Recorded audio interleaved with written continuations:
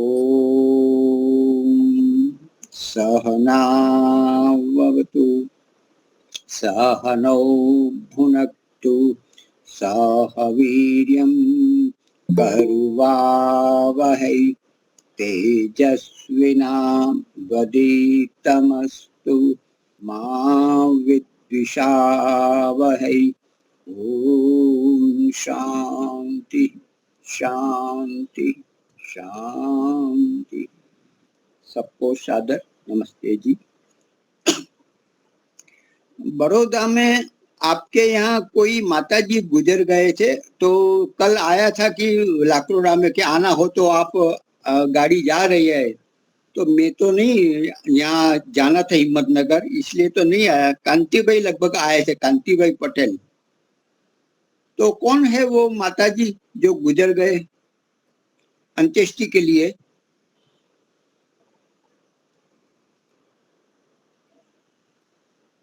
चलो कोई बात नहीं, जो भी हो ठीक है, आप प्रारंभ करें।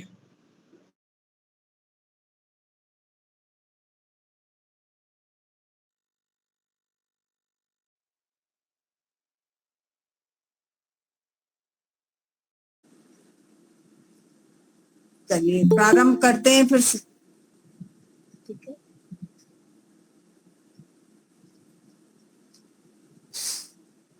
ओम वैदिक प्रज्ञा व्याख्यान मालायां सर्वेषां हार्दं स्वागतम्।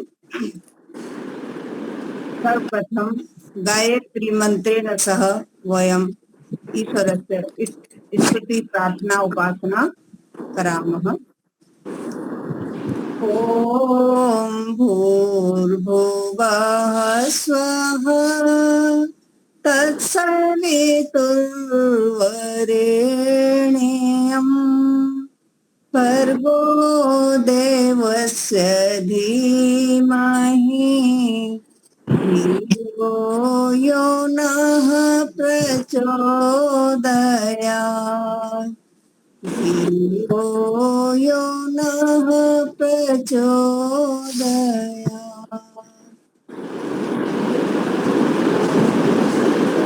आपने वो करामह बोला, कुर्मह आएगा क्या? तो करिष्यामह, करामह नहीं है ना? लगभग करिष्यामः आएगा यानी करेंगे, लेकिन हम तो अभी कर रहे हैं, तो करामः आएगा। करामह, अच्छा वो क्या रूप चलेगा? करिष्यामः यानी करेंगे, अभी बाद में करेंगे। अच्छा, वर्तमान काल में क्या चलेगा? करना, करामः करामः करोति, करोति, करोतः, करोन्ति, कुर्वन्ति आएगा। वो तो अभी करोति, बहुवचन के लिए हाँ, करोमि, कुर्वा, कुर्मः भी आता है और करामः भी आता है, दोनों लगा सकते हैं। करामः, कुर्मः, जो क्री धातु है ना, वो उभयपदी है, उभयपदी है, वो दोनों अपने पद और उसमें दोनों में चलती है। तो करामः भी बोल सकते हैं, कुर्मः भी बोल सकते हैं। ठीक है जी, ठीक है।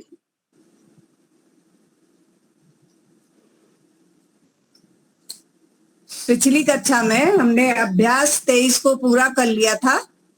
अगर उसमें से किसी को कुछ पूछना है तो पूछ सकते हैं।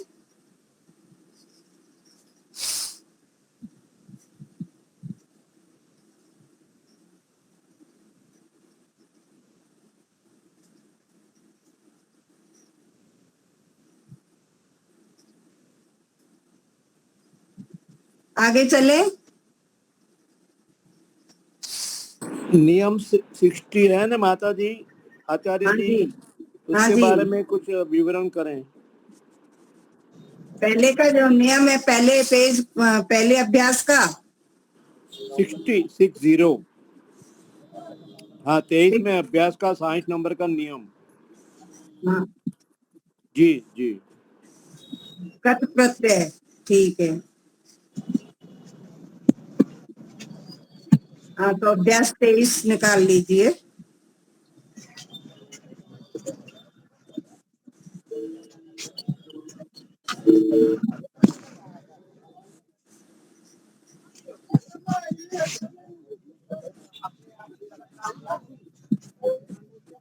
अभ्यास 23 नियम नंबर 60। कत प्रत्यय है ये, कत प्रत्यय लगाकर अनुवाद बनाने के लिए ये नियम स्मरण कर लें। जब सकर्मक धातु से त प्रत्यय होगा तो कर्म में प्रथमा और कर्ता में तृतीया, क्रिया का लिंग वचन और विभक्ति कर्म के अनुसार होगी। तो ये मैंने पोस्ट डाली भी थी। 3 तरह के वाक्य बनते हैं, कर्तृवाच्य, कर्मवाच्य और भाववाच्य। तो जब कर्मवाच्य बनते हैं वाक्य, तो उसमें कर्ता में तृतीय विभक्ति होती है और कर्म में द्वितीय प्रथमा होती है, और जो क्रिया होती है वह कर्म के अनुसार होती है। कर्म के अनुसार उसके लिंग वचन विभक्ति होते हैं।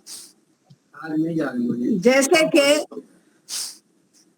कर्तृवाच्य में हम बनाते हैं सह पठति या सह पुस्तकम पठति, यह कर्तृवाच्य है। यहाँ पर सीधा सीधा कर्ता का, क्रिया का जो फल है वो कर्ता के ऊपर हो रहा है प्रभाव। लेकिन जब कर्मवाच्य बनाते हैं इसका, तो कर्ता सह का तृतीय विभक्ति बन जाएगा, तेन पुस्तकम पठितम। तो जो कर्म है पुस्तकम, उसके अनुसार क्रिया लगेगी पठितम। अगर हम उसको अकारांत बना देते हैं, पुल्लिंग बना देते हैं पुस्तकः, तो पठितः ऐसा हो जाएगा, क्रिया भी पुल्लिंग की हो जाएगी। अगर पुस्तिका आकारांत स्त्रीलिंग बना देते हैं तो पठिता हो जाएगा। तो जो क्रिया पर जो फल पड़ेगा, प्रभाव पड़ेगा, वह कर्म के अनुसार होगा। ठीक है। और दूसरा है, इनका जो रूप चलेंगे, इनके रूप भी चलेंगे। तो जो अकारांत है, पुल्लिंग है, उसका चलेगा राम के समान, रामवत। और स्त्रीलिंग का चलेगा रमावत या बालिकावत। और नपुंसक लिंग का चलेगा गृहवत या पुस्तकमवत। तो इनके रूप भी चलेंगे। जैसे ये एक तरह से जैसे विशेषण का प्रयोग होता है, उस तरीके से इनका प्रयोग होगा। तो जो भी कर्म में विभक्ति, वचन और लिंग होगा, वही क्रिया में भी होगा। ठीक है, समझ आ गया? तो कर्ता इसमें होता है, कर्ता में तृतीया, जैसे सिंपल कर्तृवाच्य होता है, वहां में कर्ता में प्रथमा विभक्ति होती है, कर्म में द्वितीय विभक्ति होती है। ये हमने नियम पहले ही पढ़ा है। हमें सारे नियम ध्यान रखने पड़ेंगे जो हम शुरू से देखते हुए आ रहे हैं। तो ये मेरे अंदाज से तो पहले पाठ में या दूसरे पाठ में ये नियम है कि कर्ता में प्रथमा विभक्ति और कर्म में द्वितीय विभक्ति होती है। ये नियम है। तो अब यहाँ पर नियम, ये कर्मवाच्य और भाववाच्य की वजह से यहाँ कर्मवाच्य जो वाक्य बनेगा, तो उसमें जो कर्ता है उसमें तृतीया का प्रयोग होगा और कर्म में प्रथमा विभक्ति का होगा। और जो क्रिया होगी वो कर्म के अनुसार होगी, कर्ता के अनुसार नहीं होगी। जबकि कर्तृवाच्य में जो क्रिया होती है वो कर्ता के अनुसार होती है। यदि कर्ता एक वचन का है तो क्रिया भी एक वचन की होगी। अगर कर्ता द्विवचन का है तो क्रिया भी द्विवचन की होगी। अगर बहुवचन का है तो क्रिया भी बहुवचन की होगी। जैसे सह पठति, सह पुस्तकम पठति, तौ पुस्तकम पठतः और ते पुस्तकम पठन्ति। तो यहाँ पर जो क्रियाएं बदली हैं, पठति, पठतः, पठन्ति, ये कर्ता के अनुसार बदली हैं।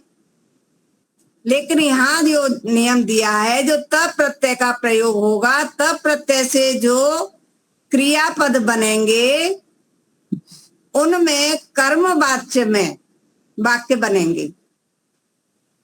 जो सकर्मक क्रिया है उनसे कर्मवाच्य वाक्य बनेंगे। और अभी आगे का जो पाठ आएगा उसमें हम देखेंगे कि ये त प्रत्यय ही रहेगा, लेकिन क्रिया कैसी होगी? अकर्मक, जिसके साथ कर्म ना हो, तो उसमें अलग नियम रहेगा। तो इसका नियम तो यही रहेगा, जैसे इसमें उदाहरण दिया हुआ है, तेन कार्यम कृतम, उसने कार्य क्रिया। और ये जो क्रिया होती है कत प्रत्यय वाली, ये भूतकालीन होती है, भूतकालिक, ये भूतकाल वाली बन जाती हैं। तो जैसे कृत धातु है तो इसके बन जाएगा कृतः, क्री धातु का कृतः, पठ धातु का पठितः, लिख धातु का लिखितः। इस तरीके से इनके शब्द बनेंगे क्रियावाची। ठीक है, समझ आ गया नियम? हाँ जी। चलिए फिर अब आगे चलते हैं। हम 24 अभ्यास देखेंगे। 24 अभ्यास के क विभाग में शब्द दिया है वारी। वारी यानी जल।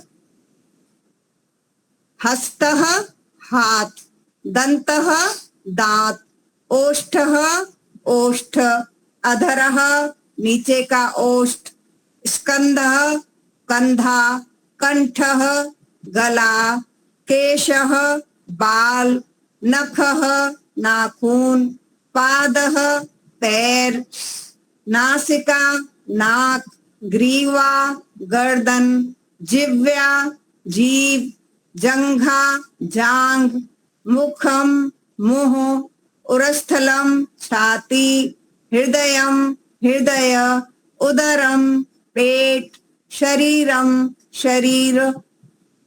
तो ये इतने शब्द दिए हैं, संज्ञावाची शब्द हैं ये सभी। ठीक है, तो इसमें जो वारी है वो अलग से आया है, बाकी हमने सभी सीखे हुए हैं। हस्त दंत ये सभी कैसे हैं? अकारांत, तो वो सभी राम के समान चलेंगे। तो ये तो हो गए पहले सीखे हुए हैं। और दूसरे हैं ग्रीवा, नासिका, जिह्वा, ये भी हम सीख चुके हैं। लेकिन जो वार शब्द है ये इकारांत नपुंसक लिंग है। हमने पहले इकारांत सीखे हैं, लेकिन पुल्लिंग और स्त्रीलिंग। मति स्त्रीलिंग सीखा था और मुनि पुल्लिंग सीखा था। वो दोनों ही इकारांत थे, लेकिन उनका लिंग अलग था। तो लिंग अलग होने से थोड़ा थोड़ा उनके रूप बनने में थोड़ा कुछ कुछ अंतर आता है। तो ये जो नपुंसक लिंग इकारांत है, इसके में भी कुछ थोड़ा अंतर होगा, तो वो आज हम देखेंगे। घ विभाग यानी विशेषण का विभाग। तो घ में आया है शुचि। शुचि यानी स्वच्छ, पवित्र। ठीक है,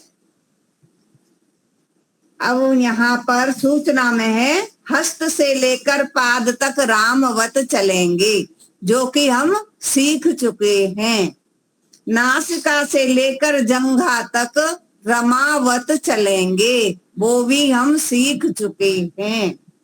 ठीक है, अब व्याकरण में इस अभ्यास में क्या क्या आएगा? एक तो वारी शब्द का रूप जो कि नया है। दूसरा कत धातु का, पहले अभ्यास में था कत धातु का, लेकिन वो सकर्मक धातु से बने हुए शब्द का प्रयोग था। अब इसमें अकर्मक धातु से इसका आएगा प्रयोग।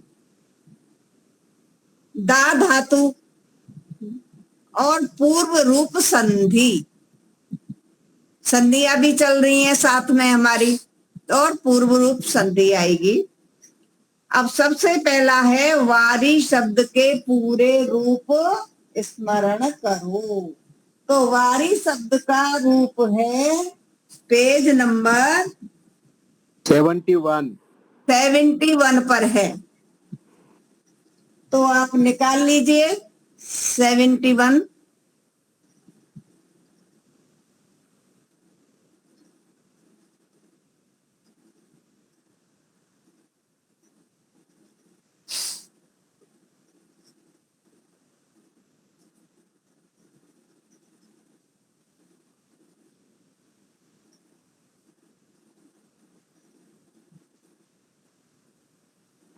सप्त एकादश क्या बोलते संस्कृत में आचार्य जी? जी 71 को सप्त एकादश बोलते क्या? एक सप्तती, एक सप्तशी, सप्तती।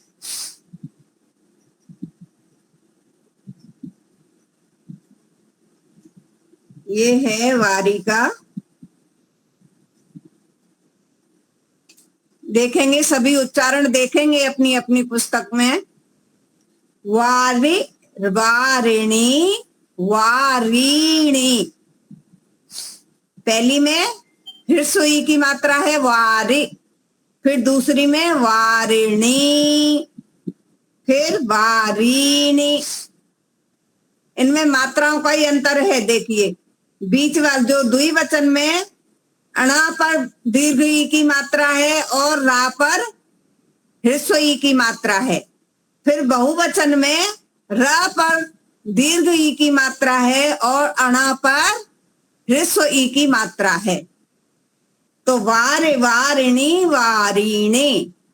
द्वितीय विभक्ति में सेम नपुंसक लिंग में ये एक बात विशेष है, चाहे वो अकारांत नपुंसक लिंग हो, चाहे इकारांत हो, चाहे उकारांत हो, सभी में प्रथमा और द्वितीय विभक्ति में एक जैसा ही होता है।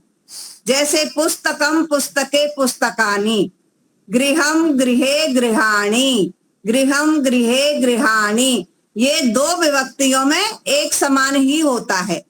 द्वितीय विभक्ति में कोई अंतर नहीं होता है, ठीक है, क्योंकि उसमें पहले से ही मकार लगा देते हैं। अब पुस्तक, गृह, ये दो, वृक्ष, ये वृक्ष तो अकारांत है, पुस्तक और जो गृह, पुष्प, फल, ये सारे अकारांत हैं लेकिन नपुंसक लिंग हैं, इसलिए इनमें पीछे मकार जोड़ दिया जाता है। पुस्तक में पुस्तकम, पुष्प में पुष्पम, पत्र में पत्रम, तो इनमें मकार जोड़ दिया जाता है और इनके दोनों विभक्ति में समान रूप होता है। तो यहाँ पर ये वार, वारिणी, वारिणे, वार, वारिणी, वारिणे।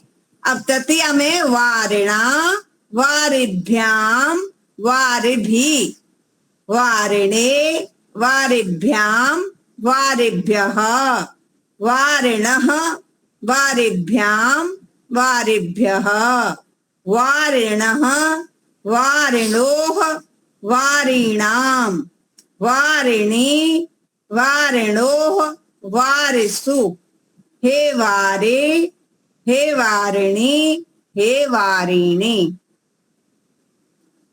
तो इस तरह से इसके रूप चलेंगे। शुचि का रूप भी इसी के समान चलेगा। अब शुचि का रूप आप में से कोई बनाने का प्रयास करेगा? हाँ जी शोभा जी।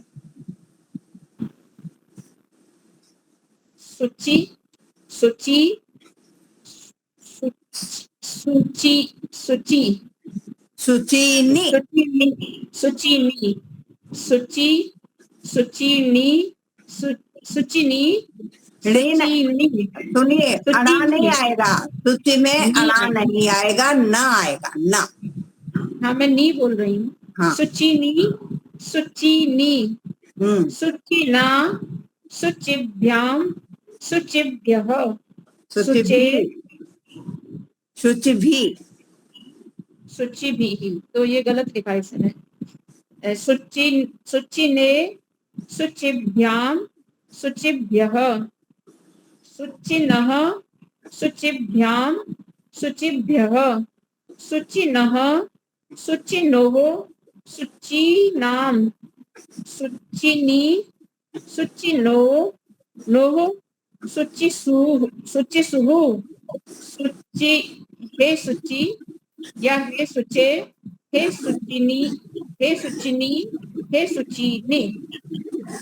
ठीक है ना।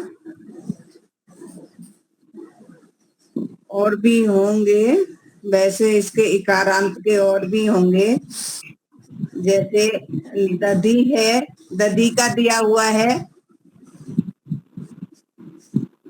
दधी का दिया हुआ ये भी है नपुंसकलिंग में। दधी, दधी का कोई बोलना चाहेंगे? दधी,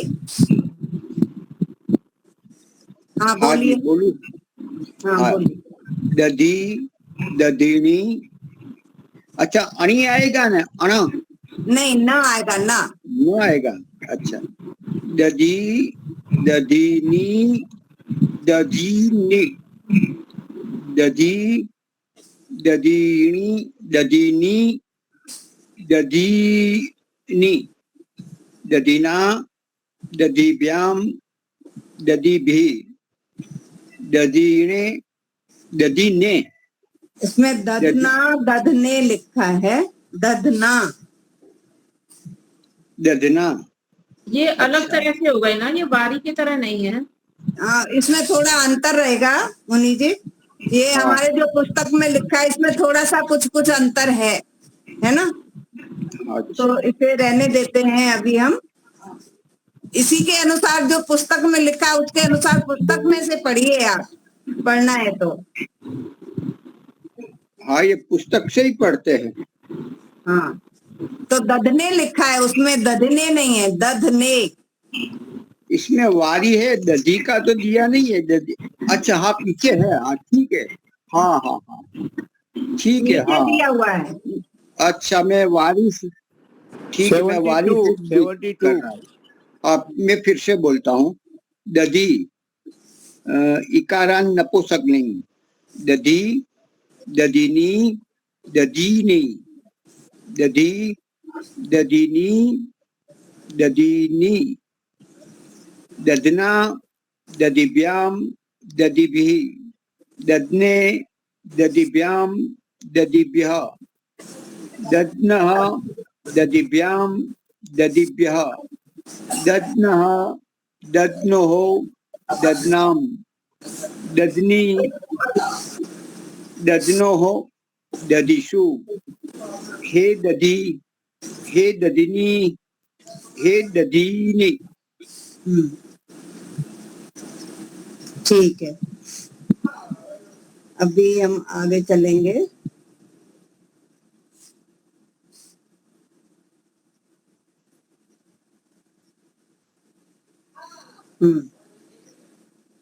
इसके बाद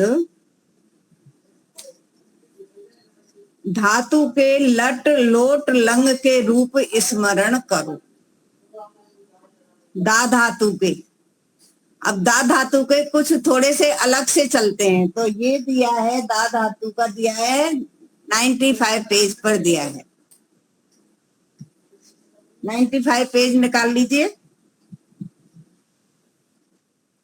इसमें लट लोट और लंग 3 लकारों में पढ़ना है। लट लकार में है इनमें क्या माता जी, इनमें क्या अंतर होता है? ये ज्योत्यादिगढ़, अदादिगढ़, ये देखिए, मैं पोस्ट मैंने इस ग्रुप पर तो पहले डाली हुई है, अपने ग्रुप पर भी डाल दूंगी। ये 10 गण होते हैं, 10 गण होते हैं। और प्रत्येक गण का जो रूप चलाने में कुछ कुछ अंतर होता है। उसमें विकरण जोड़ा जाता है, बीच में विकरण बोलते हैं उसे। उसके अनुसार ये बनते हैं, इनके प्रत्यय अलग अलग होते हैं। ठीक है, तो मैं अभी डालूंगी उस पे, नया पोस्ट डाल दूंगी, दोनों पे ही डाल दूंगी, इस पर भी डाल दूंगी, उस पर भी, है ना। यहाँ तो मैंने पहले डाला हुआ था। 10 गण होते हैं, 10 गण, 10 समूह होते हैं धातुओं के, करीब करीब 2000 के करीब धातुएं हैं, उनको 10 हिस्सों में बांटा गया है। तो वो जो एक तरह की हैं उनको अलग अलग ग्रुप बना दिया गया है उनका, तो उसी के अनुसार इनके अलग अलग तरीके से रूप बनते हैं। धोत्यादि गण, दिवादि गण, तुदादि गण, भुवादि गण, ऐसे चुरादि गण, तो ये सब अलग अलग हैं। तो जो हमने अभी तक पढ़े वो परस्मयी पद ये अलग हो गया ना? परस्मयी पद, अब वो पद अलग हैं। परस्मयी पद, आत्मनेय पद, उभय पद, वो अलग हैं, वो चीज अलग है। और ये अलग है, गण अलग है। ये तो हमारे लिए ऐसा हो गया कि 12वीं का स्टूडेंट कॉलेज में सीधा आ गया। ठीक है, पहले आपने पढ़ा है इन लोगों को, हमको नहीं पढ़ा है। अभी हम ABCD अभी आपका आएगा, अभी आप उस स्थान पर आए नहीं हैं, अभी आप पीछे हैं ना। शोभा जी को बोल रहा हूँ कि हमारे लिए थोड़ा धीरज करो। जी हाँ, जी माँ, तो आपको अभी वो हमारे लिए अभी आया नहीं है, है ना। जी ठीक है, इन लोग की कक्षा आगे चल रही है। हाँ, तो आगे चलने वाले को रोकना ठीक भी नहीं है। हाँ, अभी तो क्या है, 24वां अभ्यास चल रहा है ये। अब वो टोटल 6 अभ्यास और हैं, ये 30 करके पूरा हो जाएगा। 30 आगे अभ्यास चलने वाले को नहीं रोकना चाहिए, लेकिन जो साथ में लेके चलना, इनका क्या करेंगे? लेकिन उनके लिए मैंने अलग से कक्षा प्रारंभ की हुई है ना। बस हम तो 6ठे अभ्यास पे अभी चल रहे हैं, 7वें। हाँ, तो आपके लिए अच्छा हो रहा है ना, थोड़ा सा आपको आगे का भी जानने को मिल रहा है जी। और आगे वालों को रिपीट हो रहा है, उनको भी अच्छा हो रहा है। ठीक है, हाँ, जब मैं धातु का रूप पढ़ना है, लट लकार में, लंग लकार में और लोट लकार में, ये 3 बोलने हैं। ये तीनों की तैयारी करनी है। कौन बोलेंगे? दीपालिका जी, चलिए देख के बोलना है, आप बोलिए। लट लकार का दा धातु है, दा धातु का लट लकार। दास्यन्ति, दास्यसि, दास्यथ, दास्यथ, दास्यामि, दास्यावः, दास्यामः। हाँ, ठीक है, ये बनेंगे, ठीक है, लोट में बनेंगे ददातु, दताम, ददतु, देहि, दत्तम, दत्त, ददानी, ददावह, ददामह। और लंग लकार में बनेंगे अददात, अदतताम, अदददुहु, अदददहा, अदततम, अददत, अददाम, अददध, अददभ।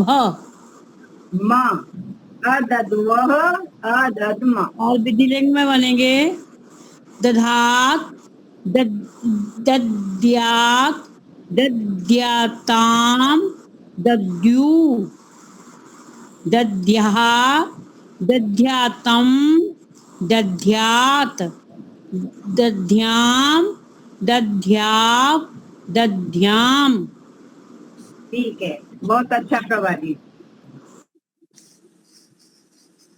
हाँ, दीपालिका जी, आप बोलिए एक बार। हम्म हम्म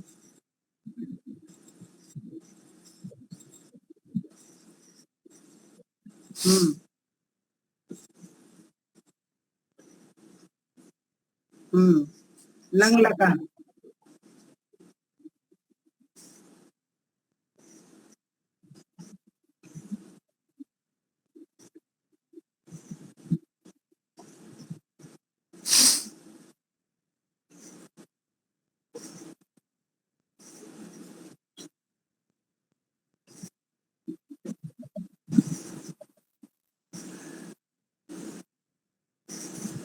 इसमें अच्छा ये अददात अदत्तम है, अदत्तम।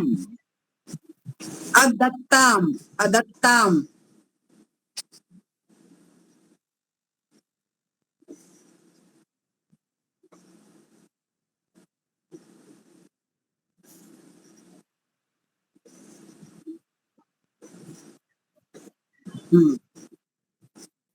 ठीक है, बस यही 3 ही करने हैं, है ना? ठीक, आगे चलेंगे अब।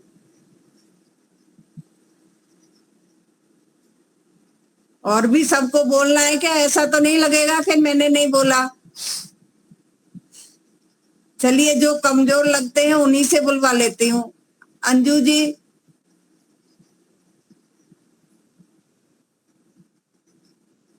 अंजू जी।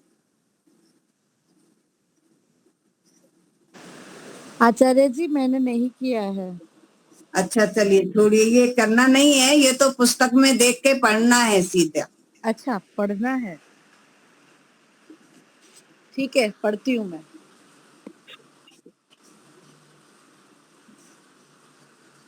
नाइन्टी 95 पेज पर। हम सब पढ़ते ही है, पुस्तक लेकर ही है, कहाँ कंठस्थ आता है।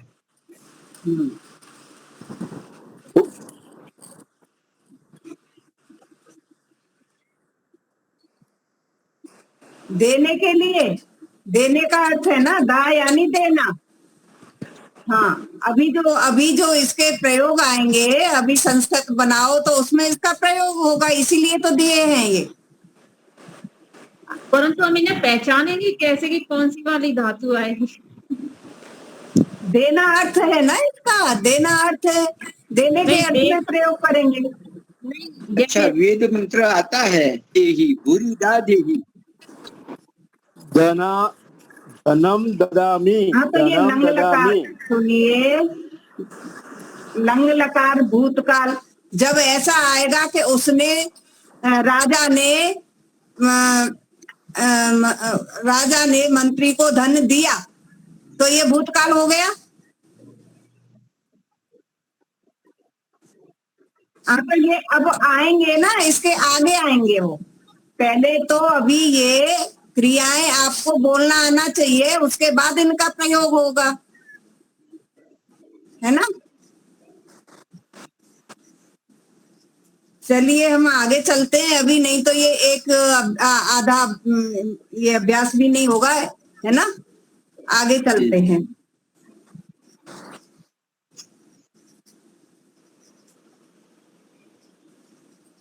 अब इसके बाद है एंग पदांतादति। पद ये संधि है, पूर्व रूप संधि है, इसका नाम है पूर्व रूप संधि। हमने प्रत्याहार पढ़े थे मुनि जी, पढ़े थे कि नहीं दीपालिका जी? हाँ। तो एंग में कौन कौन से वर्ण आते हैं? एंग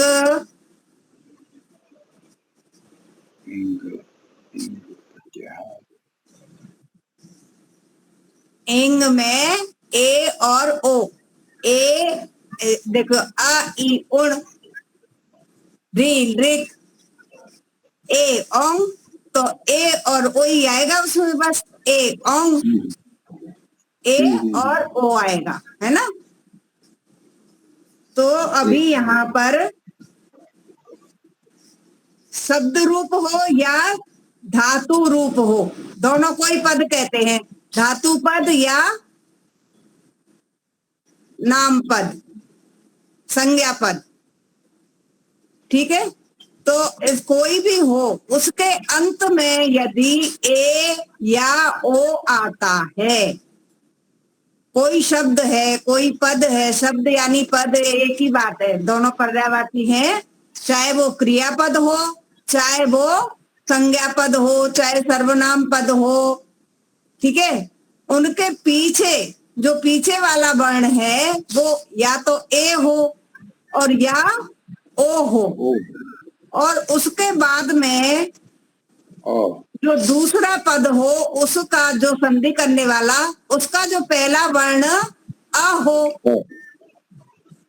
पहले पद का अंतिम वर्ण ए या ओ हो और दूसरे पद का पहला वर्ण अ हो, तो उसका अ के स्थान पर अवग्रह का चिन्ह लगा देते हैं। ठीक है, तो इसको बोलते, और अ यहां से हट गया, अ यहां से हटा है, उस जानकारी के लिए वहां पर अवग्रह का चिन्ह लगा दिया जाता है। तो जैसे यहाँ पर दिया है हरे प्लस अव, तो यहाँ पर हमारा नियम पूरा लग रहा है। हरे में कौन सा है अंतिम वर्ण? ए। ठीक है, और अब में पहला वर्ण कौन सा है? अ। तो इसलिए यहाँ पर अ के स्थान पर अवग्रह का चिन्ह आ जाएगा जब हम इसकी संधि करेंगे। ठीक है, तो हरे प्लस अब हरे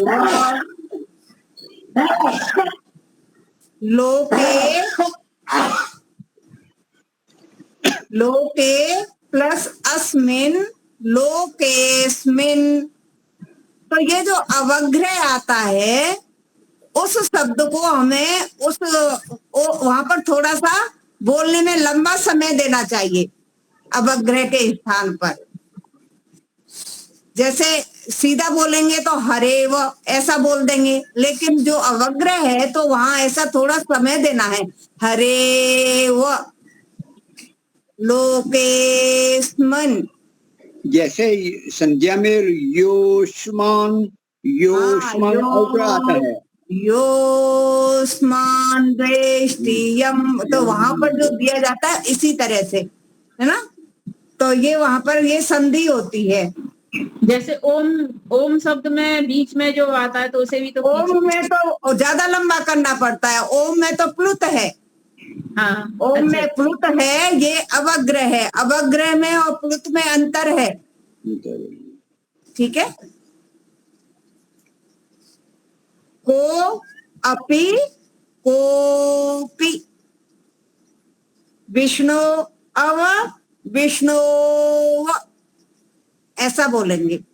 ठीक है, तो हम जो लंबा करके बोलेंगे उससे सामने वाले अ को नहीं लेंगे फिर बीच में वैसे करके, मतलब नहीं, वो संधि हो गई ना। हाँ, उसे संधि लंबा हो गई, वहां पर अ के स्थान पर अवग्रह आ जाता है। जी, ठीक है, कुत्रोपि सुखिनः, कुत्रोपि तो विसर्ग वो अवग्रह आता है, अवग्रह आ जाता है। अवग्रह आता है, ये अवग्रह आता है। हाँ,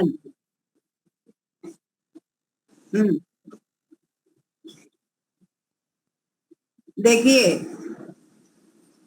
उस समय जब हम मंत्र बोलते हैं तो हमें संधि को तोड़ के नहीं बोलना चाहिए, साथ में ही बोलना चाहिए। इसके पाठ कई तरह के होते हैं।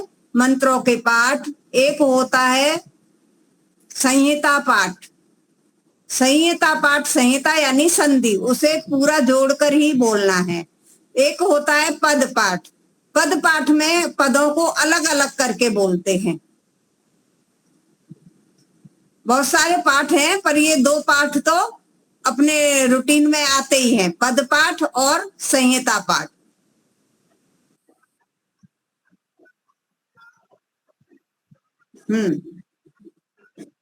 संहिता में संहिता पाठ में ही बोलना चाहिए। जैसा लिखा है वैसा ही बोलना चाहिए, जैसा लिखा है वैसा ही बोलना चाहिए, वो संहिता पाठ है। मतलब संधि को छूटा नहीं पाड़ना है, अर्थ करके बताना है, किसी को समझाना है, अर्थ करके बताना है, तब आप वो पदों को अलग कर करके अर्थ बताएंगे। ठीक है, हमें बोलना नहीं आता, इसलिए हम तोड़ते हैं, उसका पद अलग करते हैं, फिर याद करते तो याद रह जाता है तोड़ के। ऐसा करते हैं, वास्तव में नहीं करना चाहिए। मतलब जब मंत्र पाठ करेंगे तब। तो ये एक संधि है, पूर्व रूप संधि। आपको समझ में आई? क्या करना है, बहुत आसान है ना। बस इसमें ये हमें नियम याद रखना है। यदि देखिए कोई भी हम संधि करते हैं तो दो पदों के बीच में संधि होती है, पहले पद का अंतिम वर्ण और दूसरे पद का पहला वर्ण, उन दोनों के साथ जो योग होता है उसमें जो विकृति आती है उसी को संधि कहते हैं। ठीक है, तो पहला जो पद है उसका जो अंतिम वर्ण है वो या तो ए होना चाहिए या ओ होना चाहिए, तब ये पूर्व रूप संधि मानी जाएगी। और दूसरे पद में पहला वर्ण अ ही होना चाहिए, कोई दूसरा नहीं, वहां पर ये संधि लागू होगी। अगर और कुछ वर्ण है तो वहां पर फिर कोई दूसरी संधि होगी, ये संधि नहीं होगी। ठीक है, अब नियम नंबर 62, अभी हम उस नियम पर आ जाते हैं जो हमने पहले अभी पढ़ा था, कत प्रत्यय वाला।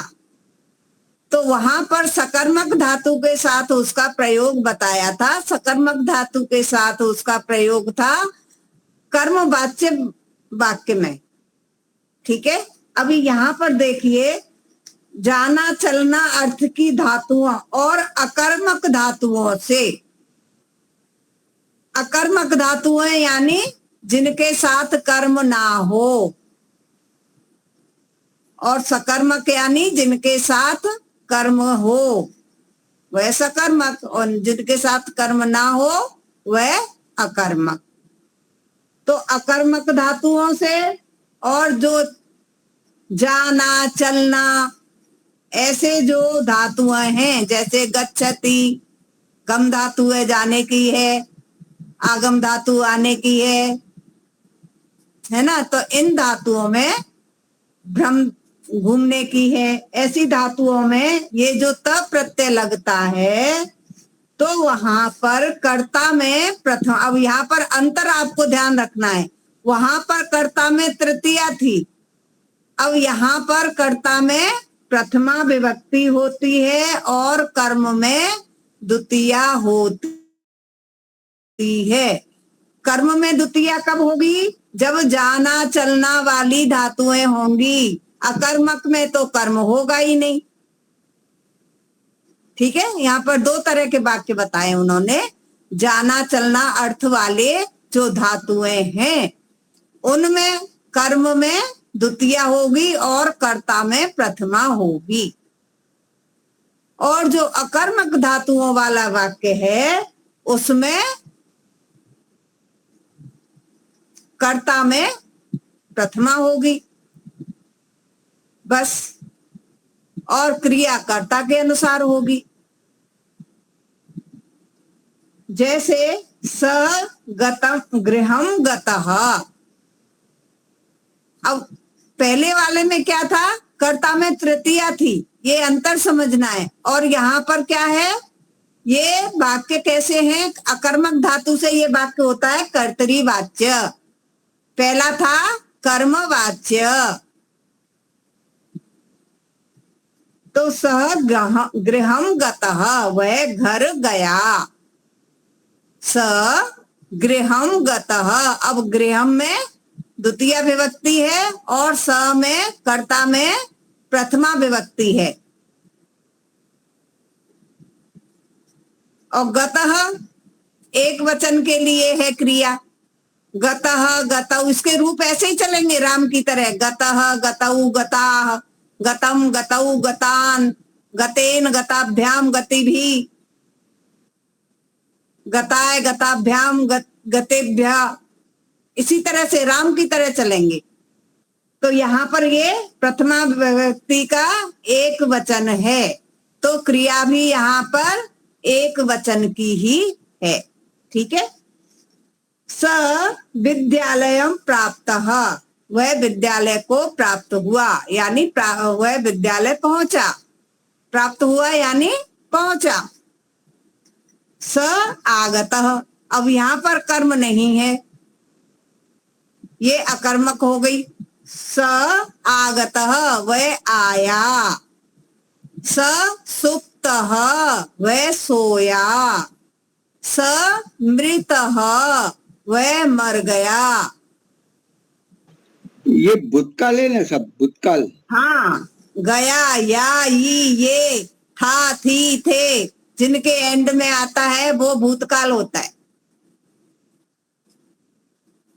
या, ये, था, थी, थे। इसको अकर्मक कहते हैं, क्यों कहते हैं? कर्म तो होता है। कहाँ है इसमें कर्म? कहाँ हुआ? सो गया, सुप्त। तो ये ये सोया क्रिया है, लेकिन हमारा वो कहाँ से आया? वो कर्म नहीं दिया है। कहाँ से आया? आया, बस इतना क्रिया है, लेकिन वो कहाँ से आया ये नहीं है। कोई कर्म नहीं है इसके साथ में। क्रिया तो है, लेकिन क्रिया के साथ में कोई दूसरा कर्म नहीं है। Okay okay. जैसे पढ़ा, उसने पढ़ा, वह भी क्रिया है, लेकिन क्या पढ़ा? अब हम लगा देंगे पुस्तक पढ़ी, तो पुस्तक कर्म हो जाएगा।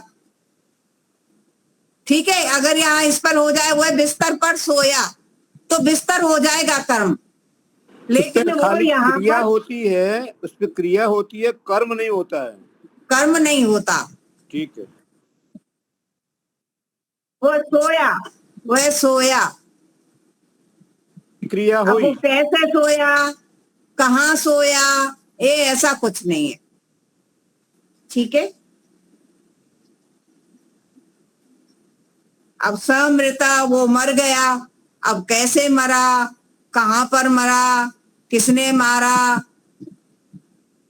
कैसे, कौन से हथियार से मारा, ऐसा कुछ भी नहीं है उसके मतलब साथ। क्रिया नहीं है, क्रिया नहीं है। क्रिया तो है, लेकिन कर्म उसके नहीं है। साथ कोई कर्म नहीं है, कर्म कोई नहीं है। ऐसा नहीं, कर्म नहीं है। वो अकर्मक क्रिया मानी जाएगी। जहां पर सिर्फ क्रिया दी हो वो अकर्मक क्रिया मानी जाएगी। अब नीचे देखेंगे सूचना में त प्रत्यय से बने हुए कुछ प्रसिद्ध रूप। अब आपको क्रियाओं से बने हुए तैयार रूप यहाँ पर उन्होंने दिए हैं।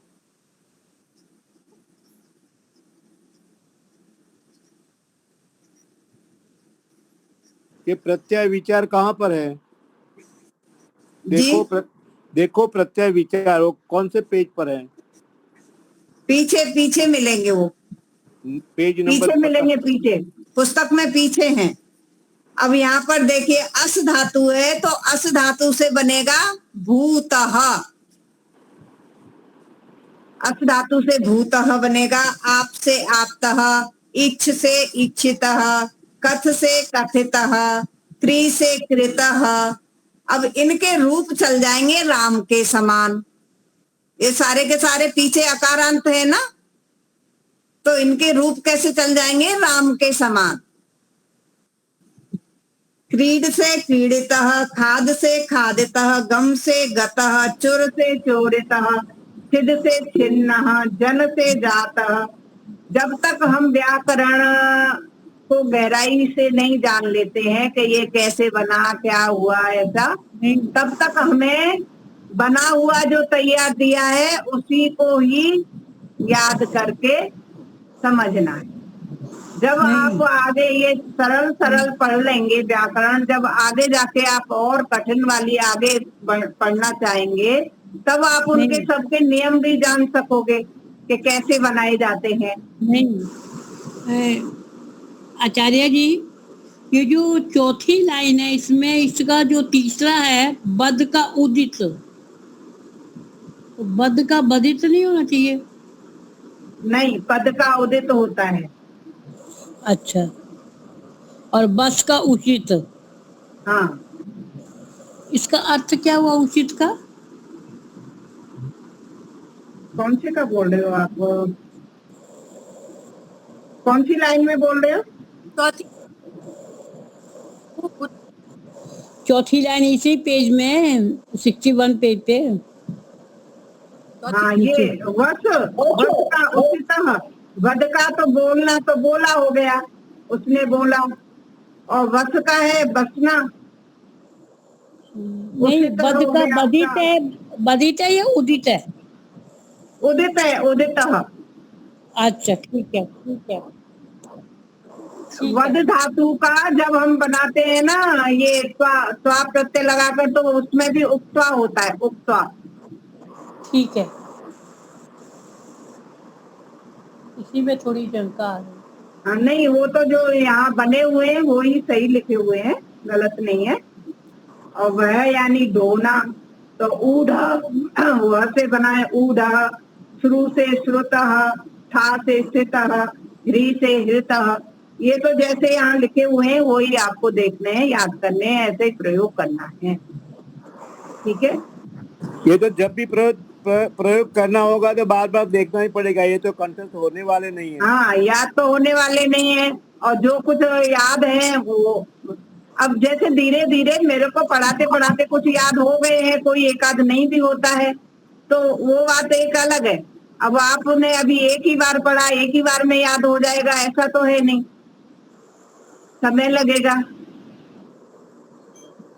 जी ठीक है। ठीक है ना, तो अभी 4 मिनट रह गई हैं, इसमें अगर आपको कुछ पूछना हो तो आप पूछ सकते हैं।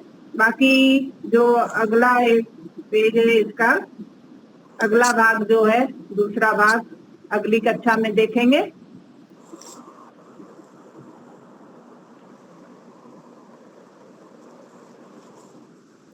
विशेष में यहाँ एक तो ये संधि दी है, पूर्व रूप संधि और दा धातु के रूप।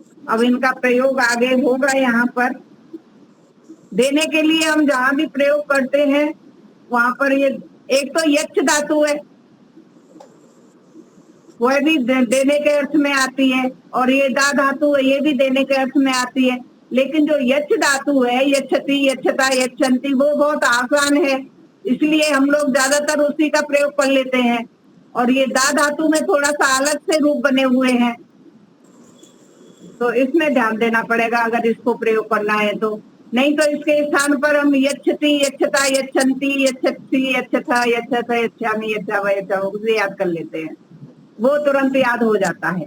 वो सभी और धातुओं की तरह ही है।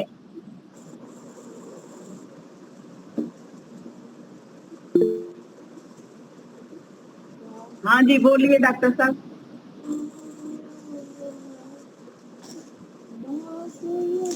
आपका माइक म्यूट है, माइक म्यूट है मुनि जी। अगर इनाम आपकी इजाजत हो, मंजूरी हो, तो मैंने एक सुभाषित लिखा है, तो पढ़ूं मैं? क्या लिखा है? 2 मिनट का है, 2 मिनट का है जी। धन्यवाद।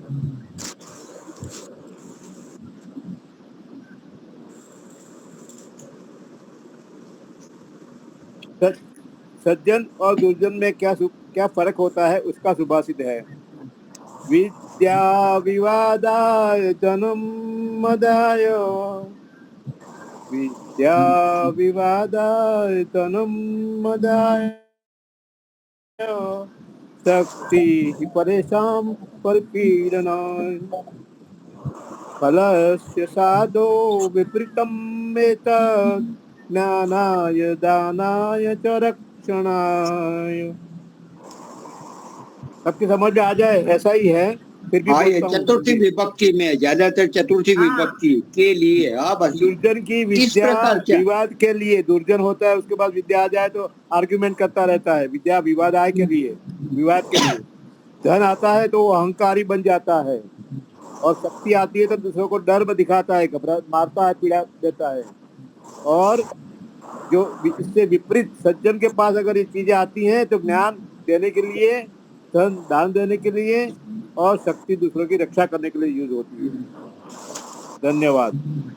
नहीं, अच्छा, इस प्रकार की सोच है कि व्याकरण क्या बोल रहा है, मंत्र में, श्लोक में पढ़ते उसमें, तो इस प्रकार की आदत बनाएगी तो रुचिकर बनेगा, संस्कृत हमारा रुचिकर बनेगा। और हमारी संध्या में से, हमारी स्तुति प्रार्थना में जो प्रख्यात मंत्र, उसी में से हमें व्याकरण समझ में आता जाएगा। ये बहुत जरूरी है। कोशिश है, यही कोशिश है। अभी जो कार्यक्रम रखेंगे तो उसमें से आप सभी में से कोई एक संकल्प पाठ पूरे बोल सकते हैं, कोई एक प्रातःकालीन मंत्र बोल सकते हैं, फिर ये अपना दूसरा कौन सा है, प्रातःकालीन, सायंकालीन, और संगठन सूत्र है, संगठन सूत्र भोजन मंत्र है, भोजन मंत्र है, जो कम बोलना चाहे वो भोजन मंत्र भी बोल सकते हैं इस तरह से, पर हमारा उच्चारण जहाँ तक हो शुद्ध होना चाहिए, है ना। अब वही तो मैं कह रही हूँ, अब तो दिन निश्चित हो गया है 17 तारीख, ठीक है ना मुनि जी, 17 तारीख। हाँ जी। हाँ, 1 महीना है, आज 18 है, आज 1 महीना 1 दिन कम है। चलिए 17 अगस्त को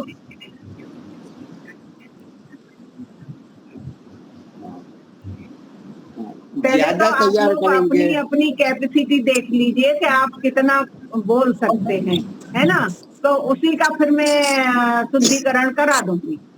पहले आप लोग तय कर लीजिए कि मुझे ये बोलना है। अधिक तैयारी आपकी होगी तो 1 के बदले 2 दिन रखेंगे, कोई प्रश्न नहीं। ठीक है, शांति पाठ। चलिए शांति पाठ करें। यो शांतिरन्तरिक्षं शांतिः पृथिवी शांतिरापः शांतिरौषधयः शांतिः वनस्पतयः शांतिर्विश्वे देवा शांतिर्ब्रह्म शांतिः सर्वं शांतिः शांतिरेव शांतिः सामा शांतिरेधि। ओम शांति शांति शांति।